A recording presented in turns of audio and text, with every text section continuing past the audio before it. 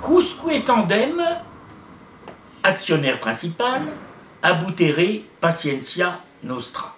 C'est du latin et cela veut dire jusque à quand, actionnaire principal, abuseras-tu de notre patience? Il se trouve que Patricia Cautron d'Aubigné, qui publie Croquis démolition aux éditions de la Différence dans la collection politique, est professeur de latin.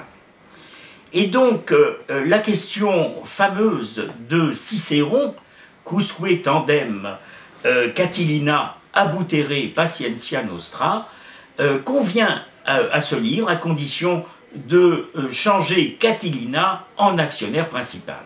Car il s'agit, dans Croquis démolition, d'une protestation autant poétique que politique contre le sort fait à une communauté d'ouvriers dans le Marais poitevin. C'est un livre, je crois, qui mérite d'être dit inoubliable. C'est un petit livre tellement franc, tellement ferme, tellement vrai, tellement juste dans sa colère et dans la solidarité qui s'y exprime, qu'on le garde en soi comme un souvenir privé, un souvenir de qualité, un souvenir de présence à la réalité et de défense du droit des gens à la dignité. C'est donc un livre qui a un aspect de pamphlet et la main de l'auteur, Patricia Cautron d'Aubigné, est cependant une main de poète. Je voudrais tout de suite vous en donner une idée avec ce passage. À un moment de la réunion, réaménagement du territoire, on entend que l'usine n'est pas viable, rapportera plus ailleurs, le choix est déjà fait, l'information est dite dans une réunion pour autre chose, indifférente et brutale, l'information. Le site de l'usine de la petite ville fermera sans doute. Le choix est fait, dit-on.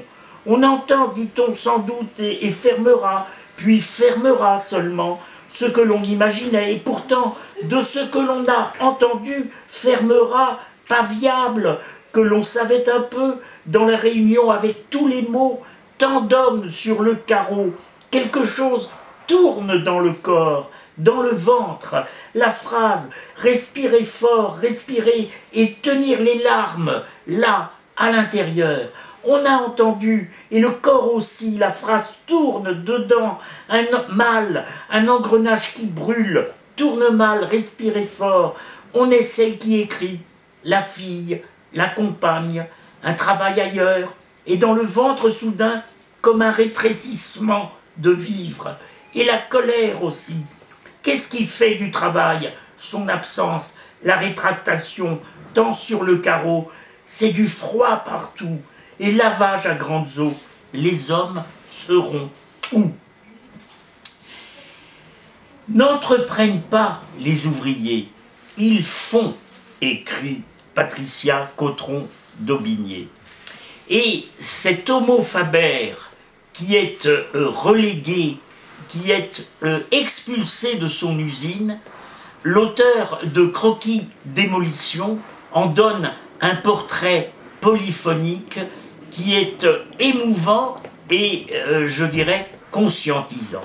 Car on prend conscience, grâce à la lecture de Croquis démolition, de ce que signifie concrètement le mot chômage, et je dirais même plus le mot chômage de masse. Et dedans se déplace le roulement, des milliers claquent, sonnent leur métal contre le métal, des milliers, et comment les passages sur les tapis, les croisements et la vérification est disparu dans le ventre fermé, blindé, là où tant de bruit, et comment un jour tes cheveux manquants et un bout de la peau de ton crâne parti dans la machine, et si tout de ton crâne je caresse avec mes larmes, Oui, toi, ton doigt sectionné, ta main écrasée, est-ce que le bruit s'atténue quand la chair s'y mêle? On le sait, les ouvriers ont une espérance de vie de 8 ans inférieure à celle des cadres. Eh bien, ce fait ne dérange personne dans la France d'aujourd'hui, et encore moins ceux qui décident pour tous. C'était le mois des vacances, un août de chaleur comme il se doit, l'oubli dans le soleil, la plage et les enfants, les jardins et toutes les ivresses du soir, le mois de vacances où l'ouvrier disparaît dans les plaisirs de table et de soleil. C'était le mois des congés payés. À tour de rôle, par petits groupes, ils sont restés, ils ont gardé leurs biens, l'usine, celle dont ils seront chassés. Il y a dans Croquis démolition des hommes victimes, et des hommes et des femmes certes, victimes d'un premier plan de licenciement, puis d'un deuxième plan de licenciement. Il faudrait prendre le temps, écrit Patricia Cautron d'Aubigné. Il faudrait prendre le temps de regarder les mots. Dans cette langue, par exemple, que j'enseigne, le latin, le travailleur esclave y est un outil parlant, à côté des outils semi-parlants, les bêtes, à côté des outils muets. C'est la parole humaine, la parole sensible des ouvriers que nous restitue Patricia Cautron d'Aubigné dans Croquis démolition. Et elle nous montre dans l'enceinte de l'usine vide, sur le parking vide, on a accroché un pendu en bleu de travail. Car le chômage, ça peut être aussi le suicide.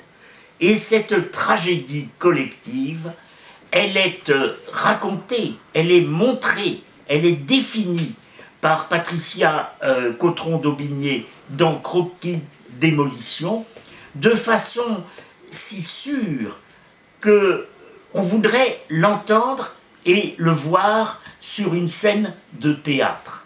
C'est le théâtre des passions humaines qu'elle visite et qu'elle nous fait visiter. Dans une autre usine, le tapis rouge pour le patron quand il était venu. Une fermeture déjà qu'il avait organisée. Les ouvriers avaient décidé, leur bleu de travail au sol. Il marcherait dessus, lui, le patron, celui qui décidait la fermeture et les mesures autour, et les bénéfices autour, avait dû marcher sur les bleus de travail et les t-shirts marcher, écraser les ouvriers sous leur regard. Ils étaient là, serrés, alignés sur son trajet, d'une limousine noire à un bureau. Ils regardaient de tout leur corps tendu qui ne frapperait pas. Les ouvriers n'ont pas cassé la figure à leur patron, mais Croquis démolition vous fait quelque chose à l'âme. C'est un grand petit livre et je conseille à chacun de le lire pour prendre conscience du véritable état des choses et des gens.